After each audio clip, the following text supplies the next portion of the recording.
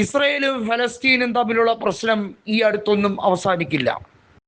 ഫലസ്തീനിൽ വെടിനിർത്തൽ അത് ലംഘിക്കപ്പെട്ടത് ഒക്ടോബർ 10 ശേഷവും വീണ്ടും ഇസ്രയേൽ അവർ എല്ലാ ചട്ടങ്ങളും ലംഘിച്ചുകൊണ്ട് കുബല്ല പട്ടണത്തിലും ഖാൻ യൂനിസിലും അതുപോലെ തന്നെ അധിനിവേശ വെസ്റ്റ് ബാങ്കിലും തുടരെയായ വെടിനിർത്തൽ ലംഘനം.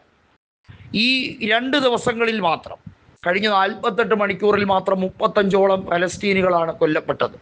അതിശക്തമായ ആക്രമണം ഇസ്രയേൽ അഴിച്ചുവിട്ടിരിക്കുകയാണ്. ഹമാസ് കൃത്യമായി മധ്യസ്ഥത വഹിക്കുന്ന രാജ്യങ്ങളോട് പറഞ്ഞിരിക്കുന്നത് എത്രയും പെട്ടെന്ന് അവസാനിപ്പിച്ചില്ല എന്നുണ്ടെങ്കിൽ ഞങ്ങൾ എല്ലാ സീമകളും ലംഘിക്കും എന്നുള്ളതാണ്. യെല്ലോ ലൈൻ ഉൾപ്പെടെ ഭേദിച്ചുകൊണ്ട് നടത്തുന്ന ഈ നീക്കങ്ങളെ തീവ്രവാദം എന്ന് മാത്രമേ ഞങ്ങൾക്ക് പേരിട്ട് വിളിക്കാൻ കഴിയുകയുള്ളൂ. ഇസ്രയേൽ നടത്തുമ്പോൾ അത് സ്വയം രക്ഷയും, ഹമാസും ഹിസ്ബുള്ളയും നടത്തുമ്പോൾ അത് തീവ്രവാദവും എന്ന് പറയുന്ന അമേരിക്കയുടെ അല്പത്തരങ്ങളോട് റഷ്യയും പോയി പണി നോക്കാനാണ് പറഞ്ഞിരിക്കുന്നത്. നമുക്കറിയാം, റഷ്യ ഹമാസിനെയും ഹിസ്ബുള്ളയും ഇറാൻ്റെ പ്രോക്സി ഗ്രൂപ്പുകളെയും വേണ്ടി വന്നാൽ സഹായിക്കുമെന്ന ഉറപ്പ് വരെ കൊടുത്തിരിക്കുന്ന ഒരു സാഹചര്യമാണ്. ഇതിനു മുമ്പൊന്നും കണ്ടിട്ടില്ലാത്ത ഒരു പ്രത്യേക സാഹചര്യം സൃഷ്ടിക്കപ്പെട്ടിരിക്കുന്നു. ഈ തലത്തിൽ ഹമാസിനും ഹിസ്ബുള്ളയ്ക്കും ഇനിയും ക്ഷമിച്ചിരിക്കാൻ കഴിയില്ല, സഹിച്ചിരിക്കാൻ കഴിയില്ല. കാരണം അത്രയേറെ നാശനഷ്ടങ്ങൾ ഉണ്ടാക്കിക്കൊണ്ടുള്ള നീക്കമാണ്. ഇസ്രായേലിൻ്റെ പ്രധാനമന്ത്രിയായ ബെഞ്ചമിൻ നെതന്യാഹുവിനോട് വേദമോദിയിട്ട് കാര്യമില്ല. കാരണം ഒരു കാലത്തും ഫലസ്തീൻ എന്ന രാജ്യത്തെ അംഗീകരിക്കില്ലെന്ന് പറഞ്ഞ വ്യക്തിയോട് ഇനി സന്ധി സംഭാഷണത്തിൻ്റെ ആവശ്യമില്ല. കാരണം ആ മനുഷ്യൻ അതൊരു രീതിയിലും അർഹിക്കുന്നില്ല എന്നുള്ള യാഥാർത്ഥ്യ ബോധത്തോടു കൂടി തന്നെയാണ് പ്രവർത്തിക്കുന്നത്.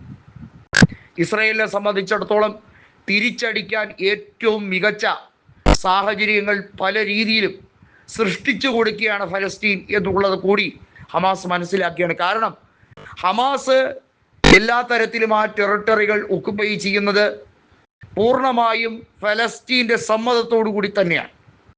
ഹമാസ് അവിടെ പിടിച്ചെടുക്കുന്നു, ആ രീതിയാണ് ഞങ്ങൾക്ക് അംഗീകരിക്കാൻ കഴിയാത്തതെന്ന് ഇസ്രായേൽ പറയുമ്പോഴും ഹമാസ് ഉണ്ടെങ്കിലേ അവിടെ അതിജീവനത്തിന് സാധ്യതയുള്ളൂ എന്നുള്ള യാഥാർത്ഥ്യമാണ് തിരിച്ചറിയുന്നത്.